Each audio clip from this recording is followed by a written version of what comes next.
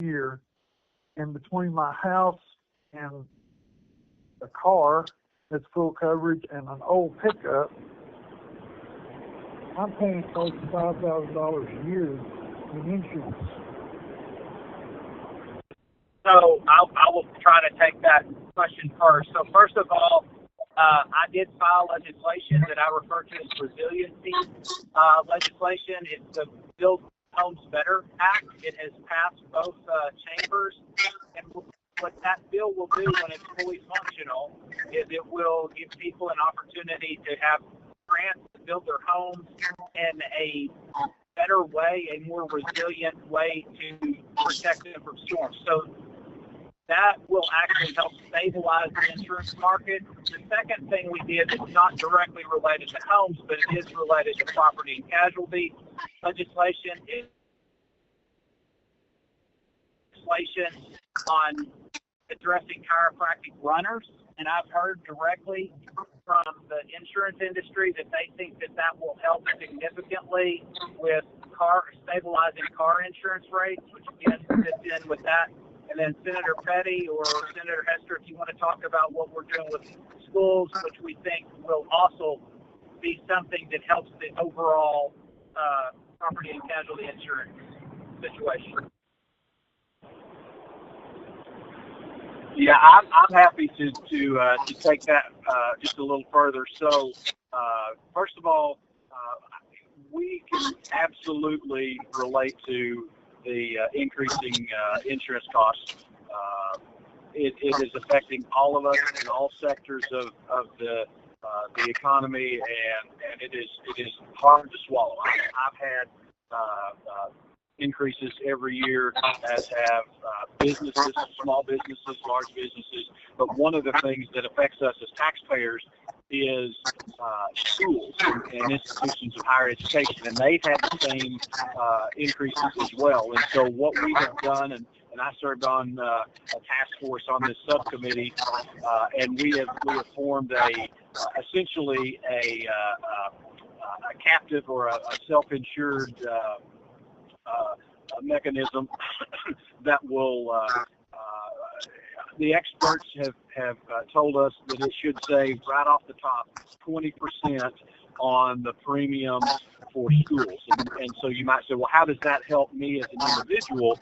Well, we are mandated by the Constitution to adequately fund education, and if we can do anything to save costs for them, eventually or essentially saving costs to all the taxpayers, because we're able to save. The Access Live event operator has been notified that you wish to ask a question. And elementary schools, and also our potentially our higher education, and that just passed, I believe, this week or late last week, and they're working as quick as they can to have it in place so we can make those savings happen as soon as possible. Great. Thank you, Senator Boyd and Senator Petty. Glad to have your insurance expertise.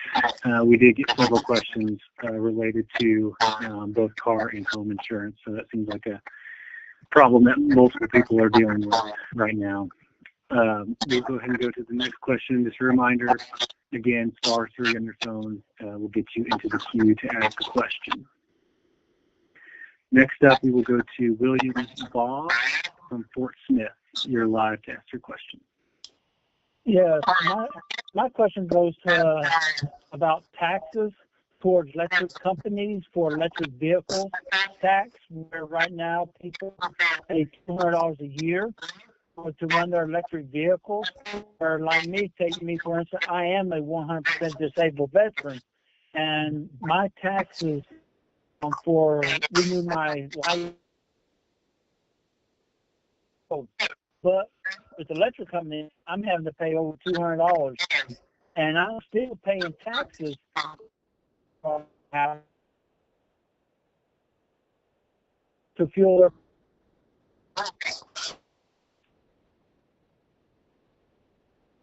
It's such a tax bill for us every year when we renew our registrations. This is State Senator Bart Hester. I'll take this question, and it's probably not the answer you want to hear, but we're not looking at adjusting that at this time. And I get this question a lot. Here's the reality: when you're driving a vehicle that's you're buying gas or diesel, you're paying taxes at the pump. Those taxes go directly to the upkeep of our roads.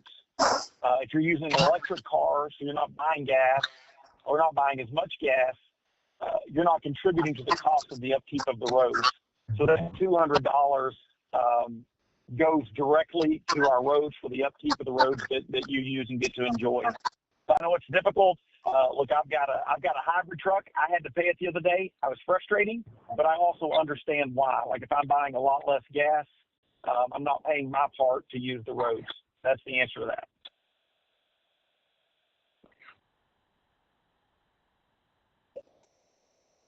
Thank you, Senator Hester. Next up, we will go to Stephen, I think Dufresne. Again, you're live to ask a question. All right, thank you. Yes, I am Steve Dufresne here, and I know, shout out to Senator Petty. We've served on different groups together. I really wanted to, first of all, thank you guys for the support of HB 1681. I made it out of committee today. I think we'll be coming to the Senate pretty soon. I think this is a huge step forward for our water and sewer industries. I represent, obviously, the City of Van Buren Water and Sewer Department and the Arkansas Water and Wastewater Managers Association. My question or comment was, there's a couple of things that have us nervous. HB 556 and 557 regarding wastewater permitting, and from my information, it seems like these are kind of stem from a local control issue, and it could potentially affect all of us. Does anybody have any comments on either one of those bills, or any guidance for us to look at?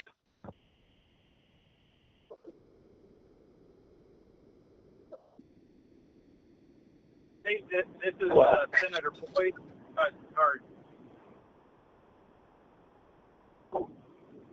One of the other two of you have something? No, I was in a ask for clarification which were the bills he was talking about, so I could close up real quick. Yeah. Senate Bill 556 and 557. But I was just going to say. Okay. Those are Senator Mark Johnson's bills, it looks like. So Senator Boyd and Petty may have to look those up, and it sounds like y'all know each other, so hopefully they can get back to you on that. Is there anything else? I would say you've got my number. Reach out to me and let's visit this weekend.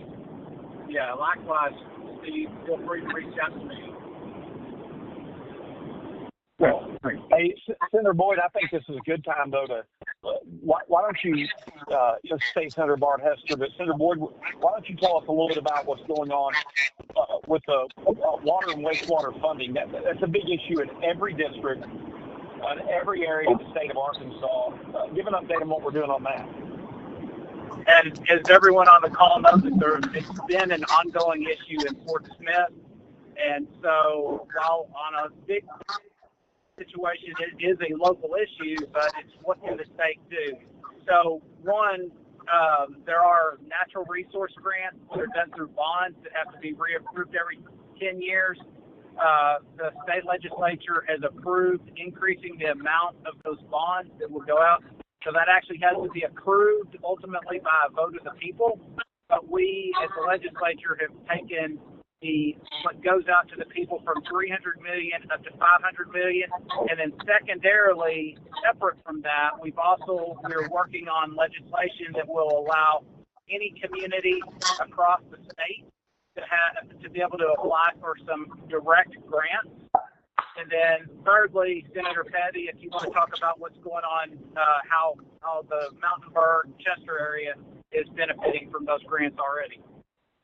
So yes, just as Senator Boyd said, this affects every community, every size. But you've got a large city in Fort Smith They're having the same issues. We got a small community in Mountainburg where they have been trying for years to piece together funding to get running water. And I know and we're a modern society here in the United States, but we're still have portions of our country that do not have running water.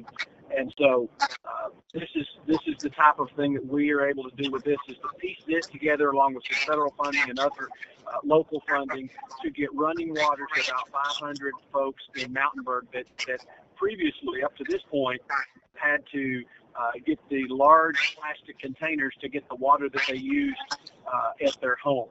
And so it affects large, like Senator Boyd said, in Fort Smith, but it also affects small and then everywhere in between. And so this is exciting for me because it is an issue we get requests for all the time, and how we can help with those issues. So I'm excited about the potential for increased funding around this area. Great. Thank you all for those answers. I appreciate that. We are doing well on questions. We are planning to go about 30 more minutes, so we want to get to as many questions as possible. Senator Hester, Senator Boyd, and Senator Petty want to hear directly from you all. So again, hit *3 if you want to get into the queue to ask a question. Next up, we will go to Jason Hurst from Fort Smith. You're live to ask a question. Yes, I have two questions. The first one is in regards to the bill that's questioning about EMP in regards to pharmacies. I'm a proud supporter of local pharmacies. I'm in the healthcare industry. We need local pharmacies to stay open, and I wanted to know where the status of that was. And the other question I had is in regards to the LEARNS Act. Is there some type of legislation that's in discussion on the board for that to be a permanent thing, not just as long as the current governor is in place? That's it. This is Senator Justin Boyd, and I'll start with the pharmacy question, if that's all right with the rest of you. So I think you're referring to House Bill 1150, which is a bill that keeps separate insurance from the practice of pharmacy. And so what that bill does is that there are a lot of disincentives and issues when you're both a payer and the provider, when you both pay yourself and you compete in a market. And so the state of Arkansas, there is a bill that is filed by Jeremiah Moore that seeks to say if you're in insurance, you provide insurance. If you're in pharmacy, you provide pharmacy. You're not going to do both. There's been a lot of misinformation about what the bill does, but again, it's misinformation. There are a lot of people, some people say, hey, it's going to shut down my local community pharmacy. The only ones that would be affected, the ones that are owned by PBMs, and that is not the majority of them. It's not going to shut down your local independent pharmacy. It's not going to shut down Walmart or Walgreens. And so it came out, it was actually passed out of the House today with 89 votes, and it's on its way to Senate Insurance and Commerce next week. And if one of y'all wants to answer the question on LEARNS, that would be great. Yeah, I'd be happy to. Look, LEARNS was the name of the K-12 school reform bill that we did 2 years ago under Governor Sanders. And the key part of that is not only we took all public school teachers to a minimum starting pay of $50,000, which is earned and deserved, but we said that we are going to help kids, parents, choose whatever the best education is for their kids and have the tax dollars allocated for that child to follow the child. So if that's they choose this homeschool or a private school or a charter school or a regular public school, that money would follow the child. And look, here's what we know. Virtually every kid in Arkansas, the best choice is their public school. Like if you want to be a Southside Maverick or Northside Grizzly, like that's where most of the kids are going to work, and it's going to fit there the best. But it's not for every kid. And so it's been working really good. We have over 30,000 kids signed up for that program next year. But the question was, how do we know that's going to be here for the years moving forward? And all I can say is, I'll say this a little tongue-in-cheek, when have you ever seen a government program go away? Especially one that the people really like. And when you have over 30,000 kids signing up to it, it would be very difficult. I would say the thing that would be the biggest challenge if the state gets into financial trouble, but if we ever got in financial trouble, we would just start taking the percentage of that money down. So right now, if we give $8,000 a kid that goes to a public school, the state of Arkansas sends roughly $8,000 to follow that kid to the public school. We give 90% of that to follow that kid for homeschool purposes or to a private school. If we got in financial trouble, we would start lowering that percentage. But as it is right now with this governor, we're not going to budge that at all. Every kid means every kid. We're going to find a way to pay for it. We're going to let parents choose what's best for their children. We are seeing that it's wildly successful in the state of Arkansas right now. Thank you for that question. Since we're about halfway, I think just in case someone couldn't stick around, I think it's a good time. Senator Hester and Petty and Boyd, would you mind just sharing your email or whichever way you might want people to contact you if they want to reach you? Senator Hester. Sure, I'll start. Look, I think a good way, if you want to follow me on Twitter, it's at Bart Hester, at BartHester. I'd love for you to follow me on Twitter, or my email is bart.hester@senate.ar.gov. If you Google me, you'll find that email as well. Would love to hear from you. And this is Justin Boyd. My Twitter is @JustinBoydAR. And then, just like Senator Hester, my Senate email is justin.boyd@senate.ar.gov, and I do my best to check that at least once a day, and then during session, more than once a day. All right, and this is Senator Jim Petty, and I'm old school, and I don't have a Twitter or a tweeter or whatever they call that. The best way to reach me would be for you to email me at jim.petty@senate.ar.gov. I try to reply to as many emails as possible, starting with those that are in my the district or in Senator Boyd or Senator Hester's district. Great. Thank you all. Just wanted people to be able to reach you if they want to, especially with less than 2 weeks of session to go. Next up, we will go to Matthew from Van Buren. You're live. Yes, I would, you'll touch base on the new prison that's going to be in Franklin County. But I've noticed that there's been a rise of pedophiles that have been released in the community. And I was curious to know if there's going to be any future bills or plans to bring anything to where we have capital punishment for these such offenders, such as hangings or firing squad or even the electric chair.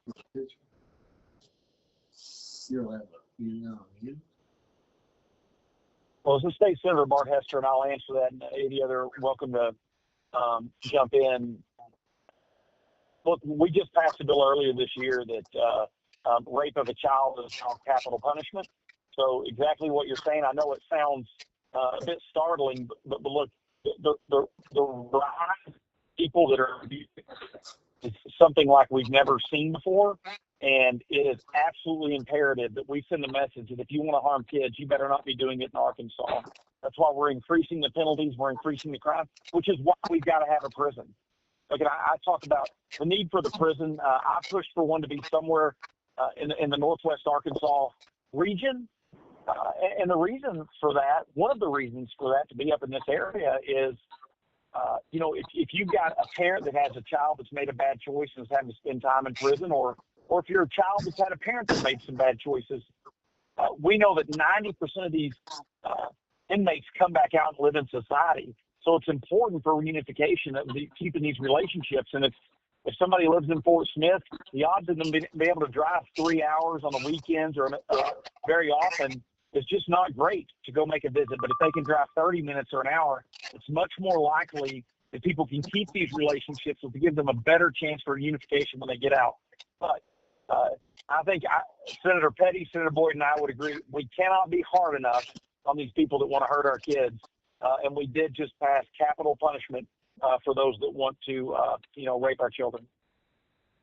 And this is Senator Petty. I'll follow up on that. I think in a age where bipartisanship is not always at the top of the list of things that get accomplished politically, I think that you will find that both sides of the aisle are unified in this area. I know the only reason that I left my comfortable job and business and my grandkids was for that very reason, to protect the kids, to ensure that those that are most vulnerable have someone with a voice for them, and so that's why I chose to come and serve in Little Rock. The only problem is Senator Hester and Senator Boyd didn't tell me about all the other stuff that came with trying to protect the young on all these other issues. But in that area, I think you will find a united front amongst all legislators. Let's protect our kids. And we've had other things you didn't talk about. We've had other things that lead to the pedophile that you're talking about. For example, on social media and social media protections. And so we all 100%, all 135 agree we need to do all we can to protect those kids. And as a side note, if we were able to, I would align exactly with you in that I take it one step further and say, just let Grandpa or let Dad take care of it. But we are 100% in agreement with what you're saying. Yeah, thank you, Senator Petty. And on that point, Senator Hester, I know combating sex trafficking is something that you care a lot about, and I know you've talked about that. So real quick, before we jump to the next question, will you just touch real quick on what y'all have done this session on dealing with sex trafficking? Yeah, that's a great question. It's an issue that unfortunately is just becoming more and more prevalent in society. And the more we have illegal immigration, the more young children and just people are just being trafficked and abused. We passed a lot of laws this session, like I say, making it harder. And one we just passed the last couple of days, we find a different, I'm just going to say like a motel or hotel that continues to be in the position of hosting trafficking, right? They have somebody in there, and they continue to be caught up in this. What we're doing now is saying that if you own a property that continues to host sex trafficking, then we're going to be able to take your property as well. You can't use that as a guise and just if you're a responsible property owner, and whether that's a massage parlor that all you do is you change the name every year after something bad happens, or you're a hotel and those things, we're holding property owners accountable to that. I'll tell you a second thing. You'd be shocked that most of the time these young ladies or even young boys that are being trafficked, they simply don't have any other options, and they won't testify against the people that are abusing them. And so if you don't have somebody willing to testify, it's hard to convict. So what we have done is that if you are known marketing someone for trafficking, for sexual purposes, if you have marketing materials, you're online marketing them, then you are automatically a trafficker, whether they testify against you or not. There's many other things that we have done and will continue to do, but it gets so technical because defense lawyers have found so many ways to let these horrific people get off. We've got to continue to change law, continue to adjust to make the most vulnerable among us protected. Great. Thank you, Senator Hester. Thank you for the question. Next, we'll go to Bill Becker from Sebastian County. You are live. Yes. As a retired teacher, I know for a fact that there are illegals that are living in our community and illegal aliens living in our community and going to our schools. What is the state doing to help the federal government to eliminate these illegals and therefore lowering the cost of everything that is involved in education. So this is Senator Justin Boyd, and I just want to start on this one. I don't have as much to add, I think, as Senator Hester probably, but I'll say we started on this as far back in 2017. One of the first things we did is made it illegal to be a sanctuary city in Arkansas. So the legislatures from 2013 to 2015 track record of trying to identify things we can do to fight back against illegal immigration. Yeah, I will say we just passed a bill this past week through the Senate that says that we're going to state of Arkansas to cooperate with ICE. That sounds like, well, surely they're already doing that, and they all are reasonably. Or there's a difference between pursuing to actively help or just helping when they come asking for your help. But look, right now, our focus is on violent criminals that are here illegally. Donald Trump is focusing on that issue, and I've heard from people, what about somebody that's been here for 20 years and they're a great upstanding citizen? I say, well, if you're that person, you better not be hanging out with a bad guy, right? Because they're coming for the bad guys, and if they're with you, they're going to get them. Look, we know that you can't get, tens or hundreds of millions, tens of millions of people that have come here illegally back. What we can do, we know where so many of these violent criminals are.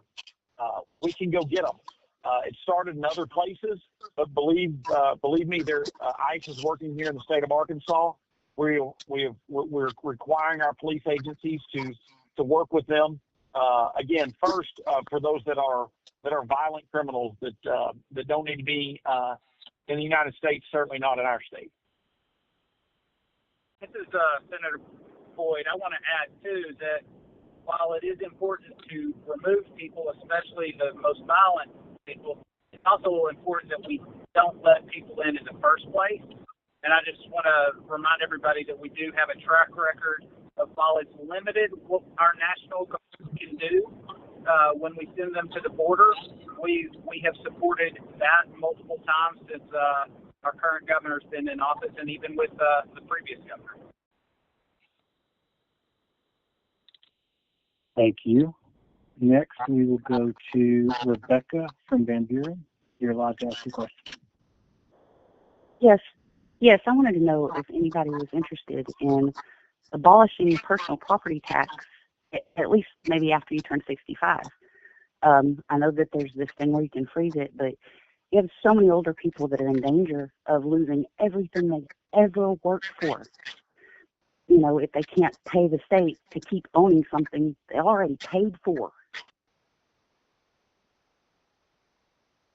So this is Senator Jim Petty. I'll talk about that for just a minute first. But for clarification, you mentioned personal property, and also I hear the discussion around real property, your real estate taxes as well. So we have, as a state, tried to.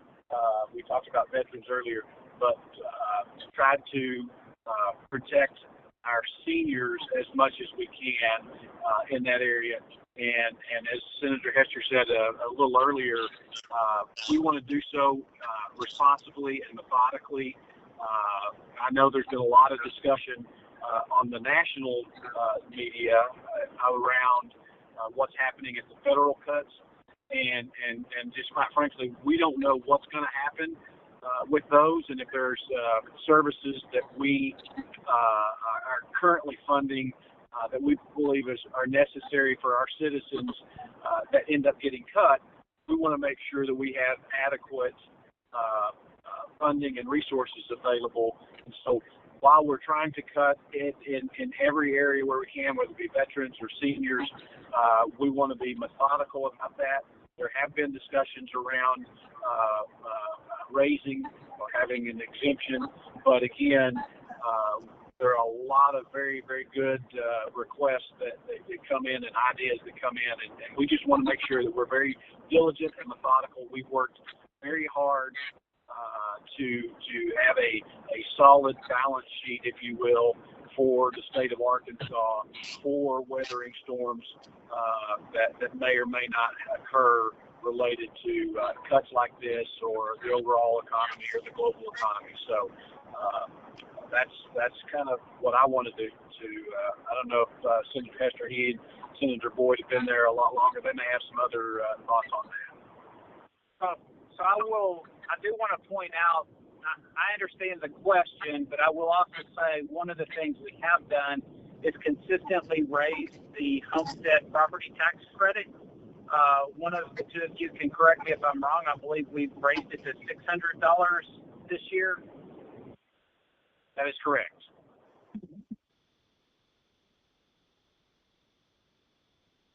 Yep, that's right, Senator Boyd. Thank you for adding that.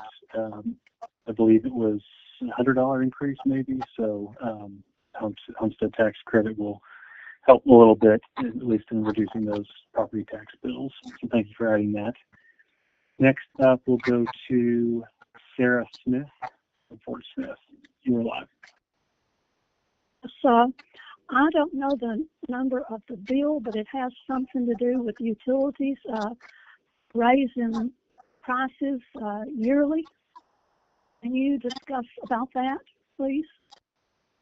This is Justin Boyd, and I will start with that. So the first thing I want to clarify, Ms. Smith, is that all of us pay the same utility rates as everybody else does. And again, this is another one where there was a lot of misinformation because there are people who spend a lot of money trying to distort the truth. And this is one where I believe a lot of money was spent to confuse people. And so what this bill does is, I believe if you actually want to protect the ratepayers, this is the way we do it. So this will help allow. So first of all, if there's it's an economic development bill.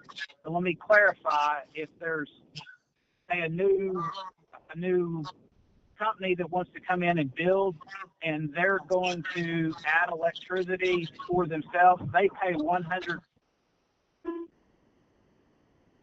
Hi, can I get your name and where you're calling from?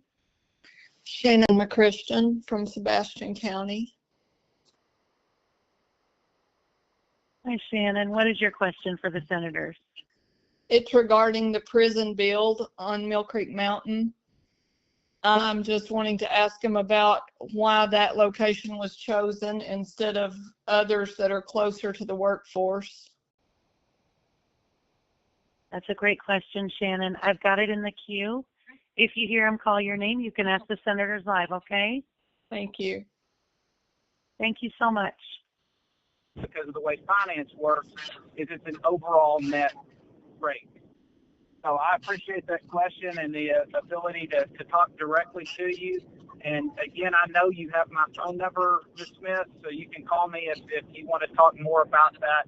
But I believe that it's the best thing we could do to help protect ratepayers and address the situation that we're going to have in other parts of the state. Less and gas is a regulated industry, and they are the Public Service Commission sets and regulates the profits and the rules that they operate in, and they do so to ensure that we have situations like Senator Boyd talked about where we're able to best manage those increases that are necessary, but also to stabilize our supply of electricity. It wasn't that long ago that Texas had some rolling blackouts, and so the reliability of the grid was an issue, and it brought it to bear for a lot of folks.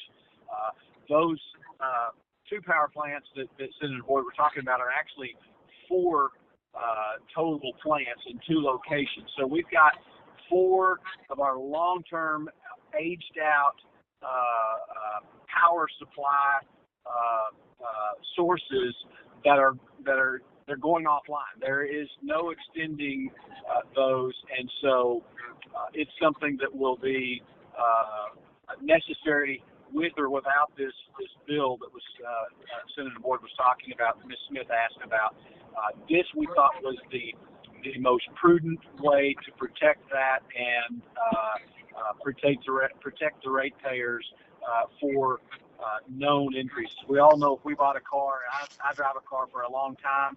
If I bought a car 10 years ago, to replace that car when the wheels finally come off, it's going to cost a whole lot more to replace it. And we know replacing those are going to cost a whole lot more. And so rather than waiting until the end and getting sticker shock, we're building towards a more modified increase to cover those increased costs for that stable supply of electricity for us.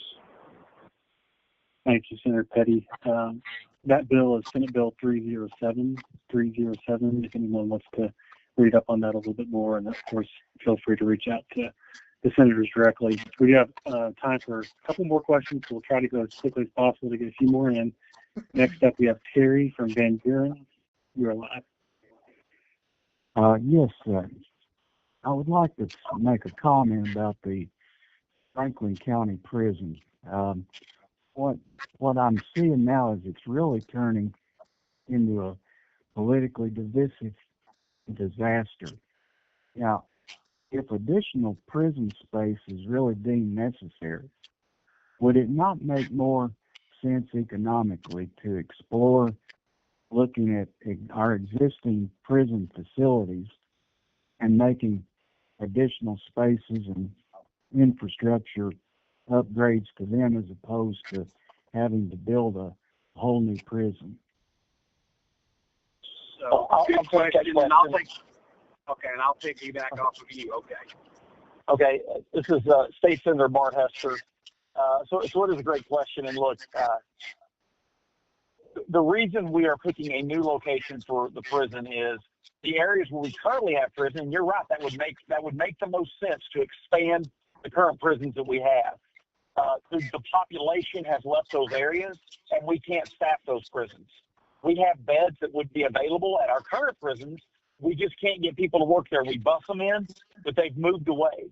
So we looked for an area that within 30 miles has more than 100,000 people, maybe 125,000 people. And this Franklin County met with the Fort Smith metro area, met that criteria. We also needed one in Northwest Arkansas, like I spoke about, for not only the inmate who's going to reunify, but the family members that love them and want to come visit with them. The reason we can't just expand county prisons, county jails, is you don't get the type of rehabilitation in a county jail that we offer at our prisons. Look, again, like I said, we can't just put somebody in a box and 10 years later let them out and then put them on our streets. The goal is for them to get back out in society, have learned a lesson, and become a productive member of society. So we looked for a lot of areas. The reason Franklin County was picked, again, it was in Northwest Arkansas quadrant. It was in an area that has population that you should be able to staff the prison. We were looking for a piece of property that was for sale already. We didn't want to go convince somebody to sell a piece of property and then put a prison on it. And then more so, we liked the fact that it was such a large piece of property that you could put a prison maybe on 60 or 70 or 80 acres in the middle of 800 acres and visually not impact the community like you might somewhere else if you put it right up on a highway. I think some of the attributes, which I've heard are negatives, but I consider them attributes to this prison, are it's going to require some upgrades to some roads and some infrastructure on maybe electricity and water. I think those are great attributes to this program, meaning the local community is going to see some benefits. Now, not everyone's going to agree to that or agree that it's a benefit, but it's over time is going to be a huge benefit to the local community when we upgrade roads and upgrade water lines, probably, and electricity. We don't know what all we're going to do yet until engineering's done. But look, it's going to be an economic advantage area. But look, I absolutely have empathy for people that it's next to their family farm or that it's going to negatively affect. But look, there's a reason we haven't built a prison when we've needed one for 10 years, because it's hard.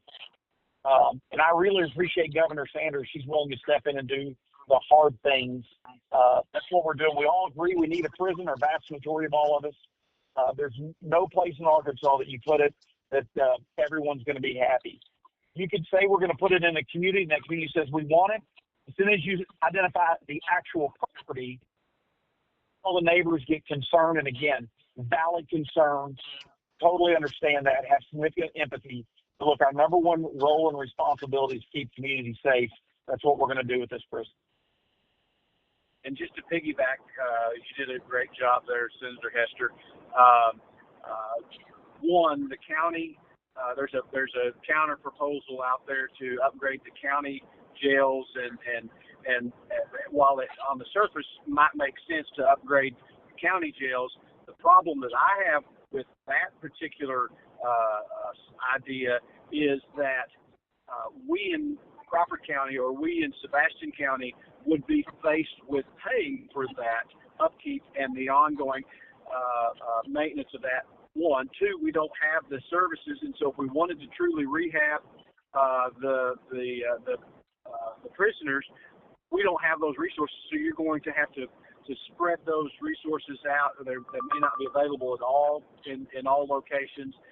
But most importantly, it should not be on the county, the local county taxpayers to pay for state prisoners. Let the county take care of the county prisoners, and let the state take care of the state prisoners. This is Justin Boyd. I just want to add a couple things, or restate a couple things. So the first thing is, there's some people who say things are fiscally irresponsible. Well, what I would say is, if the people who are in prison don't get the appropriate health care, the appropriate education, the appropriate training, then they go back out and they commit crimes again, and then they wind back up in the prison system in a revolving door. And so jails, local county jails, are not equipped to provide the right health, education, and training. And then secondly, so I think that you have to have a prison to be fiscally responsible in the long run. The other thing I'd like to add is, in Sebastian County, 46% of the people in our overcrowded jail are actually state inmates. If you were to remove, 35 or 40% of those, like you should, and send them to the state, then you wouldn't have to be talking about taxing yourselves an extra cent in Sebastian County to manage those. And so I agree with Senator Hester that the people in Charleston, in that area, they have a right to be frustrated, but we do need to build a prison. Thank you, guys. We're coming up on time here, so I just want to thank everyone that called in tonight to listen and ask questions. I'm sorry, we had a lot of questions tonight. I know we weren't able to get to everybody. I'm sorry for that, but I'm glad we were able to get to a lot. You can find Senator Hester, Senator Boyd, and Senator Petty at senate.arkansas.gov. If you go on there, you can find them and their emails. Really appreciate everybody again taking the time tonight, and thank you, Senators Hester, Boyd, and Petty, for taking the time to answer questions tonight. So appreciate everyone. Please have a good night. Thank you.